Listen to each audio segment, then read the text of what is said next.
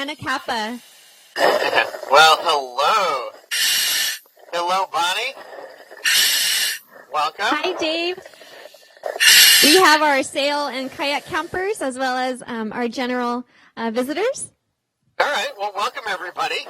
My name is Dave Began. I'm a park ranger here at Channel Islands National Park. And even here under the surface, I'm still in Channel Islands National Park. And I want to welcome all of you watching us today, our campers from the Ventura Sail and Kayak Camp, everybody else in our audience in Ventura. And also a special hello to those of you who are watching us today over the internet. And I'd like to thank our tech partners, Ventura County Office of Education and Explore.org, who help us to put on this live interactive program from underwater here. And since we are interactive, Bonnie, I want to ask a different question than I normally ask in these programs to start us off today. Let's have everybody just shout out as a group the answer. I'm going to ask you guys, how's the weather over there in Ventura today? Great! Great. And you know what? Here at Anacapa, the weather is also great. It's a beautiful sunny day, unusual for June. Getting a little breezy. I think we're going to have a choppy ride home. But underwater here, it's a completely different world. And that's part of what we're going to be talking about today. Here, it's almost like a storm underwater. There's a lot of swell. If any of you are surfers, I'll bet you're excited to go surf the South Swell this week. But down here, it's really moving things around and stirring up a lot of, actually, nutrients in the water. And my cameraman Josh and I are doing all we can to sort of keep from being blown away in this storm. We're not that far from you. We're only 14 miles away, which if you were to drive your car that distance wouldn't be that much. But we are a world away, not just because we're underwater, and half of this national park is underwater. The waters that surround the islands are still part of the park and part of Channel Islands National Marine Sanctuary. But the waters here, because of all the wind that blows, because of the currents that mix, are very, as I said, rich in nutrients. You can see some of that between me and the camera lens. Bonnie, is this debris, or let's call it underwater snow, visible on camera? It is. Okay, and today some of that is sand and bottom sediment that's stirred up, but some of it is also plankton and nutrients. And we're not only diving underwater, we're in a forest. So let's do a group answer again. Does anyone know what kind of forest we're diving in today? Kelp forest, that's right. And I'm right next to a giant kelp plant. We call it a plant. It's actually not. It's an algae. But it is the primary structure of this forest. And it's well adapted, especially today, to these kind of conditions, because instead of having a single stiff trunk like a tree on land might have, it has flexible, pliable stipes. And these allow the kelp to flow, I'm going to move it into the camera, back and forth in the surge and with the motion of the ocean. Kelp also has leaf-like blades that absorb nutrients, and also the stipes themselves absorb nutrients right out of the water. All of that nutrient you see can be taken directly in by the kelp, as opposed to land plants that have a root system and take their nutrients out of the soil. So, perfectly adapted to this environment. There's one other thing that kelp has that helps it to survive. These gas-filled bladders, and they actually buoy the kelp up to the surface, and Josh, my cameraman's going to aim the camera up. Do you guys know what it is at the surface? I'm not sure how visible it is today that kelp is reaching for. Stand by. sun? The sun, yeah.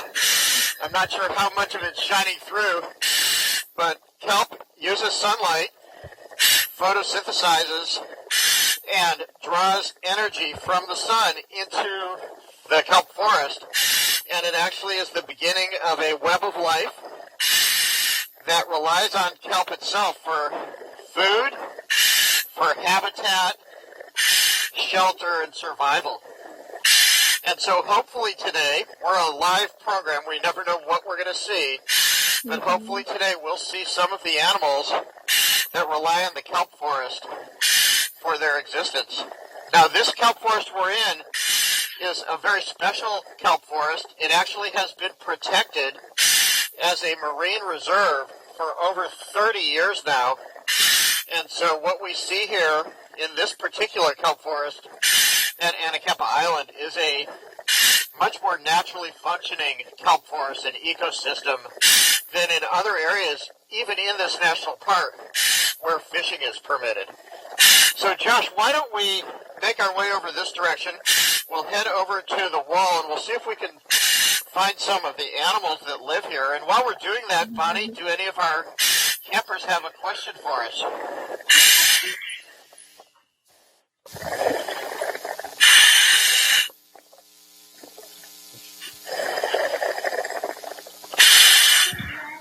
Why do fish live in sea kelp? Why do fish live in sea kelp? That's a really good question. So they live in kelp for a lot of reasons, and hopefully we'll see some examples of that today. But kelp provides food. Some animals eat kelp, and it provides a place to live and a hiding place for other animals. In fact, one of my support divers, I have a team of divers working with me, has just found and brought over 2 animals that eat kelp. Oh, there's a big swallow getting knocked around a little. Everybody shout it. I think you know what we have here. What animals am I holding in my hand? Sea urchins, that's right. They're kind of funny looking to us as animals. They look like pincushions maybe, but they actually, and here's a big fish called a sheephead, and that's part of the food chain too. The web of life here. So sea urchins eat kelp, sheephead eats sea urchins, and I better keep a good grip on these guys because that sheephead is looking for a free lunch, but he's not going to get a free lunch from me today. So I have 2 different kinds of sea urchins, a purple one and a red one. The purple one is smaller. They both are grazers that eat kelp. And the red one, as I mentioned, is often eaten by sheephead, just like, hang on, Josh, just like the purple one. But who else, what other animal do you think eats red sea urchin? Anybody have a guess? Standby? Sea otters? Sea otters do, yeah. Sea otters eat a lot of urchins. There aren't too many sea otters here. There used to be. They were hunted for their fur in the 1800s. But you and I are consumers sometimes of red sea urchin. People eat this. It's found in sushi bars called uni. And so this is an animal that in areas that are not protected as marine reserves will be fished. And if too many of them are removed from the ecosystem, purple urchins that people don't eat because they're too small will fill that void. And purple urchins will eat more kelp than the bigger red urchin, and they'll attack the part of the kelp called a holdfast that anchors it to the rock, and they can actually destroy a kelp forest. In balance, if there are both urchins in the proper numbers, they help keep the kelp forest healthy by eating up all the drifting kelp, the bits that break off of the main plant.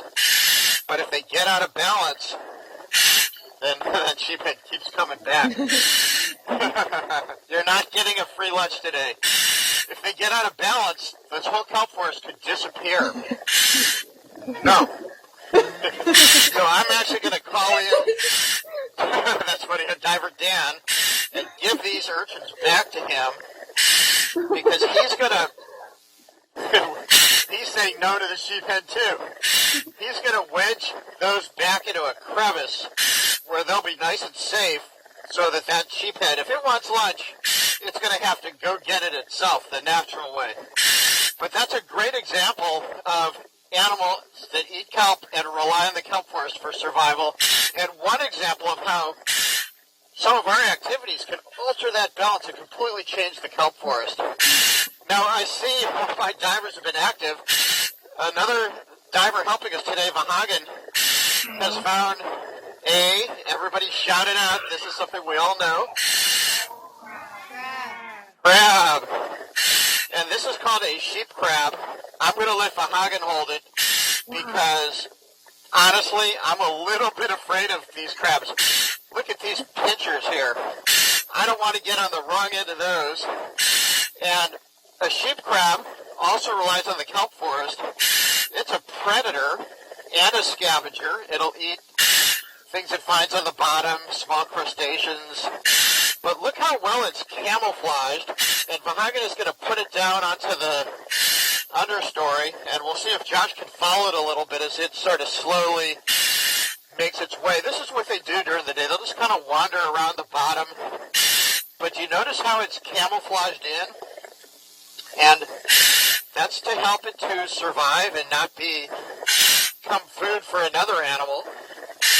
And does anyone know why? Any guesses as to why we call this a sheep crab? Bonnie, let's see if someone knows. This is a trick question.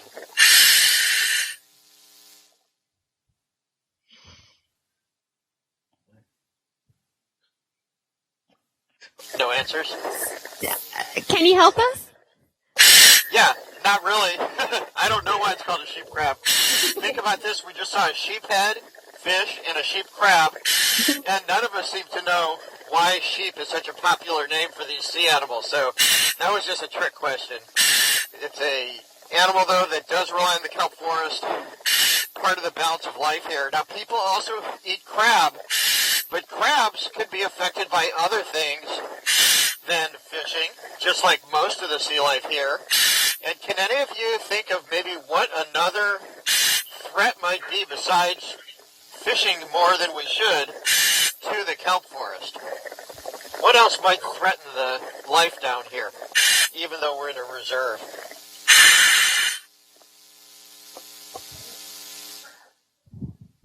Trash. Trash, yeah, trash and pollution. You know, there's nowhere in the ocean today, anywhere in the world, that doesn't have plastics floating around that some of these animals, like the crabs, will ingest, and it can hurt them. So what could you do to help protect the kelp forest from home in relation to trash? Let's see if someone knows. What could we do to not pollute the oceans? Not litter. Not litter. Yeah, a really simple thing. So we're helping to protect this kelp forest by making this preserve, an area where animals like the crab can grow without being hunted. And we can all help protect this kelp forest, even though it's 14 miles away, by doing simple things like throwing our trash away properly. Because things that we throw away in the street, or if litter blows away, especially at the beach, often ends up in the ocean and can even make its way out here. And that would be really sad for one of our favorite animals. And Diver Dan has found, we have a lot of animals today, we don't always see so many, a great example of a California spiny lobster. And can you all see the claws on this spiny lobster? Yes. No. No. If you've ever eaten Maine lobster or New England lobster, it has big claws in the front. But spiny lobsters have these spines on their shell that they use for protection. They don't have claws. They have these antennae that help them to sense their way around. And why do you think a marine reserve or a protected area would be important for an animal like a lobster?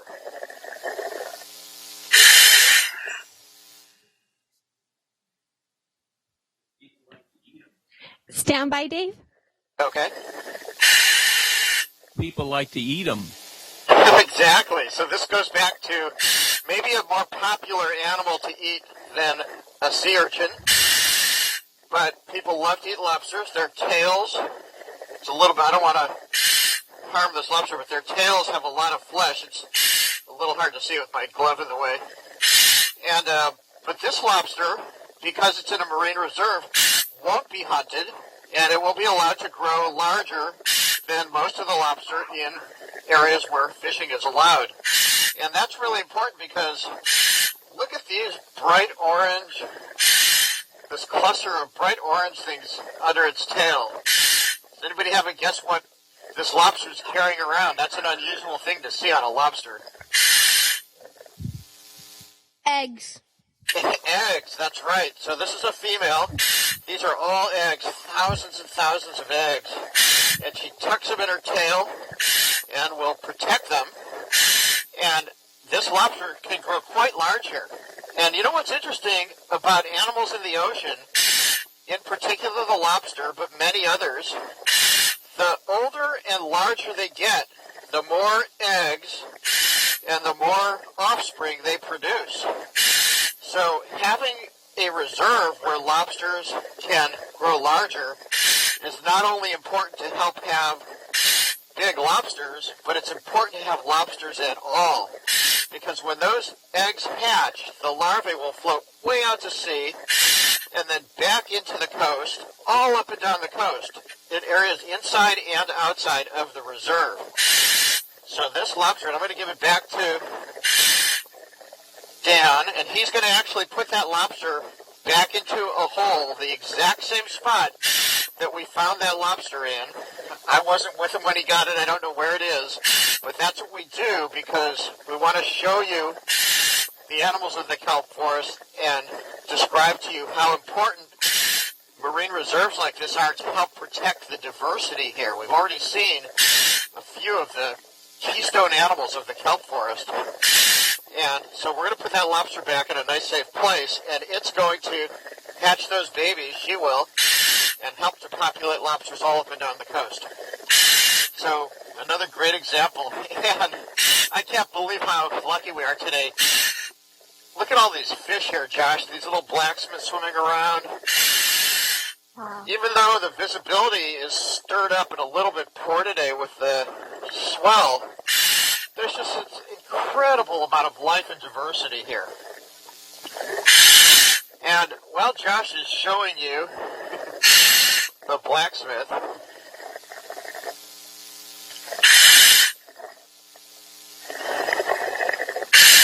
I have found something that many of you might be afraid of. What do you guys think I have here? Oh, here's the sheephead again. It's such a ham, it wants to be in all the pictures. I have a shark. This is called a horn shark. You can see the horn on its fin that gives it its name. And how many of you would like to see a shark if you were swimming in the ocean? Just shout it out if you'd like to see a shark while you're in the water. Maybe, sort of. Maybe. Sort of. Okay. You guys are brave. You can see this shark's not hurting me. It's actually a harmless bottom feeder. Look at its mouth on the bottom, and it uses that to eat little crabs and crustaceans and things that are in the sandy bottom. And not being afraid of sharks is probably a good thing. Now, if I saw a really big, aggressive shark, I'd probably not be real happy about being in the water with it. But I'm very happy there are sharks in the kelp forest because they are among the top predators, and they help to keep the balance of life in its proper place, just like that balance of red and purple urchins helps keep the kelp forest healthy. Now look at this shark. He's hamming it up also for the camera, looking right into it. Millions of sharks get killed by people every year. Very few people get attacked by sharks. You can see also that this shark is well camouflaged, uses the kelp to hide in, and it actually will usually come out at night and feed. I'm a little surprised we found it out and about during the day. But Josh, which direction should we go with it? We're going to let the shark swim away. I don't want to disrupt its day too much. So we'll see if Josh can get a nice shot of it as it makes its way. There's the sheephead again in every shot. And you can see how graceful that shark is as it glides off into the dark here, down here in this kelp forest. So today, we've seen a really astounding amount of life in a short amount of time. We don't always see all of these things at once. And I'm really happy that we've had a chance to share them with you. The sheephead, there's his girlfriend, I think there's a female one. And to show you how much life there is here just 14 miles away, and to describe to you a little bit about how this being a protected area helps protect all of this diversity. And also we've discussed a couple of the threats, fishing, pollution, that can affect the kelp forest even though it's protected. And so I hope that you have gained an appreciation for what's hidden beneath the surface of the sea that especially our sail and kayak campers play on the top of. And I encourage all of you to do what you can to help protect the oceans and the kelp forest, not just for all these animals that we've seen today, and not just for us, but for future generations as well. So thank you guys for joining us today from a very surgy and cloudy kelp forest off Anacapa Island. I hope you enjoy the rest of your day and go out and play on the ocean. Goodbye, everybody, from Channel Islands Live. Thank you, Dave. Thank you, guys.